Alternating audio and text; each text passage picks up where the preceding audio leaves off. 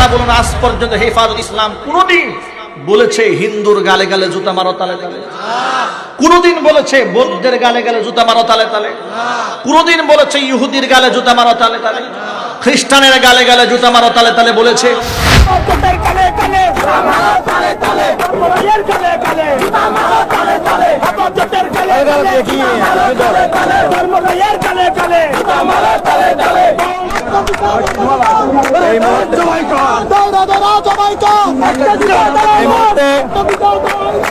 এই মুহূর্তে আমরা চট্টগ্রাম নিউ মার্কেটে আজকে বাংলাদেশ হিন্দু বৌদ্ধ খ্রিস্টান ঐক্য পরিষদের সর্বাত্মক ডাকে আমরা যে এই জন্য সরকারকে বলছি, হিন্দু বৌদ্ধ খ্রিস্টান ঐক্য পরিষদ নামক এই সাম্প্রদায়িক দাঙ্গা গোষ্ঠীকে বাংলার মাটি থেকে নিষিদ্ধ করতে হবে। আমি আশ্চর্যান্বিত হয়ে যাই, আজকে বাংলাদেশে হিন্দু বৌদ্ধ খ্রিস্টান ঐক্য পরিষদের ব্যানারে চট্টগ্রামে একটি মিছিল হয়েছে। সেখানে বলা হচ্ছে হেফাজতের দুই গালে জুতা মারো তালে তালে। আমার কাছে রেকর্ড রয়েছে। আজকে আবার বলেছে চরমোনাইয়ের দুই গালে জুতা মারো তালে তালে। কেন হেফাজতে ইসলাম এবং চরমোনাই এমন কি অপরাধ করলেন? আপনারা বলুন, আপনারা ৯৫% মুসলমান যে দেশে বসবাস করছে, সে দেশে রসুলের আদর্শ নিয়ে অরাজনৈতিক সংগঠনের বিরাট প্ল্যাটফর্ম হচ্ছে হেফাজতে ইসলাম বাংলাদেশ। এখানে আওয়ামী লীগ, বিএনপি, জামাত ইসলাম সহ সর্বদলের মুসলমানরা হেফাজতে ইসলামের সাথে সম্পৃক্ত। কথা বলেন ঠিক কিনা?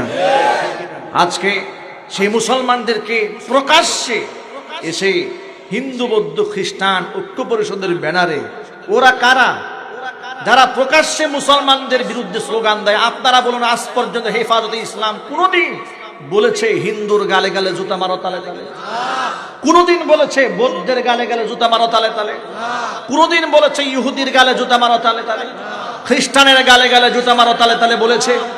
তাহলে হিন্দু বৌদ্ধ খ্রিস্টান তারা ভিন্ন ধর্মাবলম্বী, তারা সংখ্যালঘু, তারা স্বাধীন বাংলাদেশে তাদের ধর্মীয় স্বাধীনতা নিয়েই বসবাস করবে, এই স্লোগান আলেমরা দিয়েছেন যুগ যুগ ধরে।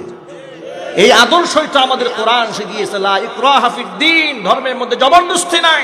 লাকুম দীনুকুম ওয়ালিয়া দীন, তোমরা তোমাদের ধর্ম পালন করো, আমরা আমাদের ধর্ম পালন করি।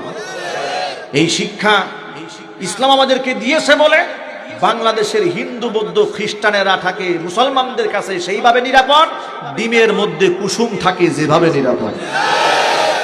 কথা বলুন ঠিক কিনা? এরপরে ওদের কলিজা ঠান্ডা হয় না।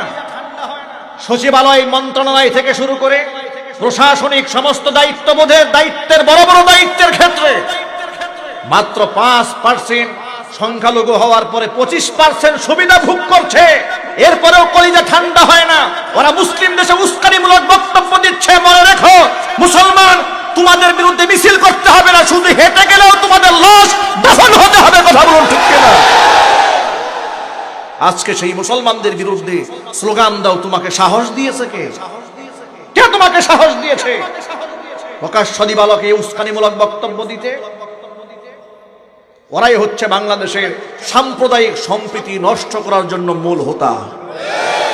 ওরাই দাঙ্গা লাগাতে চায়। ওরাই হিন্দু বৌদ্ধ খ্রিস্টান মুসলমানদের মধ্যে দাঙ্গা সৃষ্টি করে বাংলাদেশের সুষ্ঠু সুন্দর পরিবেশকে অশান্ত করতে চায়।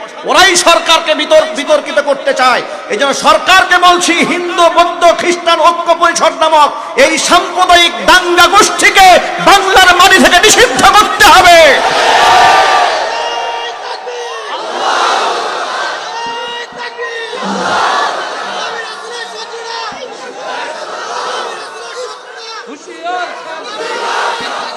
আপনারা শোনেন, আপনারা বলুন, প্রতিদিন পত্রিকার পাতায় পান অমুক হিন্দু রসুলকে গালি দিয়েছে, প্রশাসন গ্রেফতার করেছে, এমন সংবাদ আছে না নাই? আমরা কয়দিন হিন্দুদের বিরুদ্ধে রাজপথে মিছিল করেছি? কথা বলুন, কোনো প্রমাণ আছে?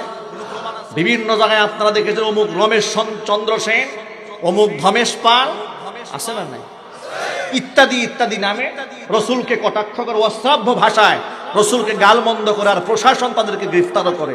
এই জন্য প্রশাসনের প্রতি আমরা শ্রদ্ধাশীল, ঠিক কিনা?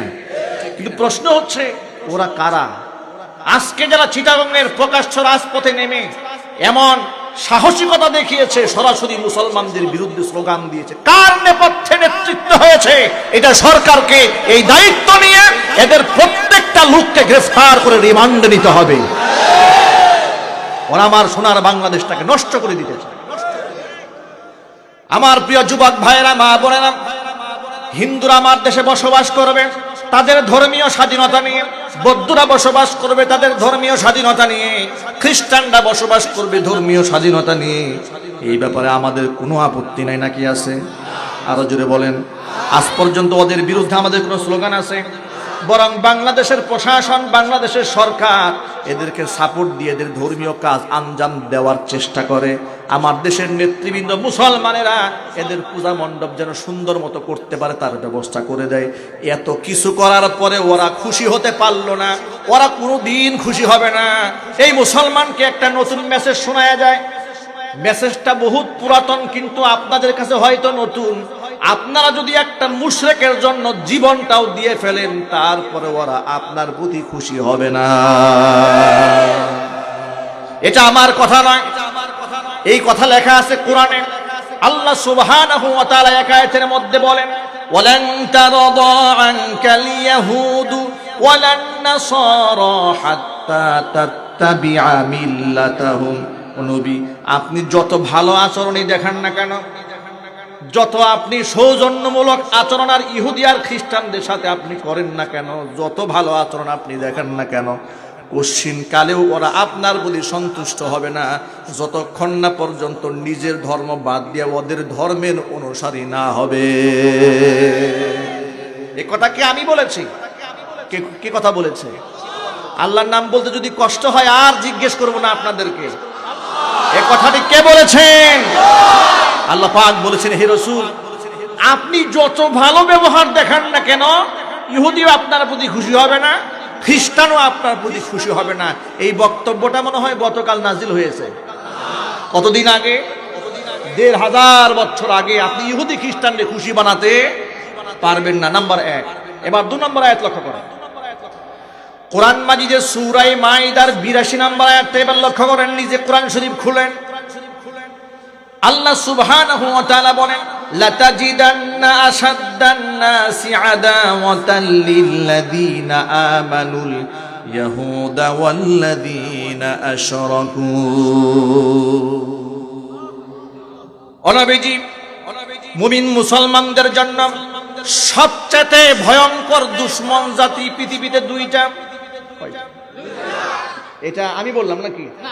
কোথায় লেখা আছে? কোন সূরায়? সূরা মাইদার ৮২ নম্বর আয়াতে আল্লাহ ১৫০০ বছর আগে ঘোষণা দিয়েছেন, কিন্তু এই কপাল পোড়া মুসলমান জাতি কোরআনের পৃষ্ঠা খুলে দেখে না আল্লাহ কি বলেছেন, বরং রবীন্দ্রনাথ ঠাকুর কি বলল, অমুক নারায়ণ কি বলল সেটা দেখার জন্য পাগল হয়ে যায়। এই জন্য মুসলমানদের কপালের মধ্যে ঝাড়ু পিটা শুরু হয়েছে। আল্লাহ পাক বলেন, ভালো করে শোনো, দুইটা জাতি হচ্ছে এই দুনিয়ার মধ্যে মুসলমানদের জাত শত্রু। আমি বললাম, এক নাম্বার দলের নাম আল ইয়াহুদা, এক নাম্বার দলের নাম হচ্ছে ইহুদি, আর দ্বিতীয় নাম্বার গ্রুপের নাম হচ্ছে ওয়াল্লাযীনা আশরাকু। যারা মুশরিক, মুসলমানদের চিরন্তন শত্রু, তারা তোমার বন্ধু হতে পারে না।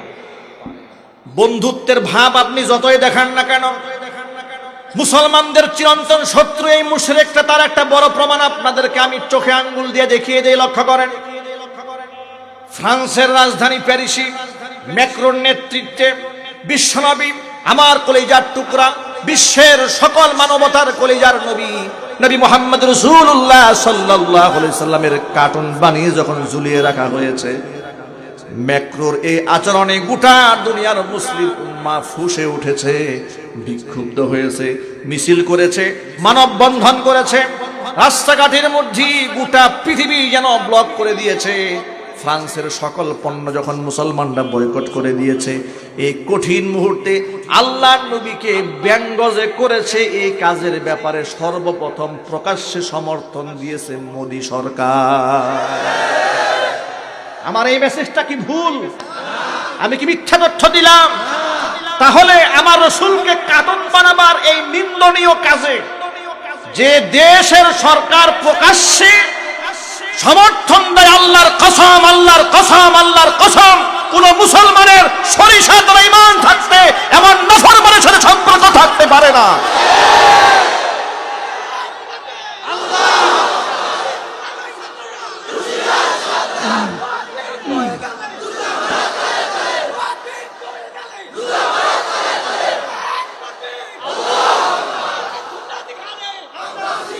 ওরা বাবরি মসজিদ ভেঙে দিয়ে মন্দির বানিয়ে কলিজা ঠান্ডা হয় নাই।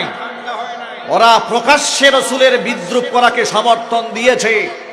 আওয়ামী লীগ, বিএনপি, জামাত ইসলাম, জাতীয় পার্টি তার জাসদ বাসদ পরিচয় ভুলে গিয়ে মুসলমানদেরকে রসুল প্রেমের এক কাতারে সামিল হতে হবে এবং রসুলের দুশ্মনদের সাথে সকল সম্পর্ক ছিন্ন করতে হবে। প্রস্তাবে রাজি আছেন কারা কারা? দুহাত দেখতে চায়।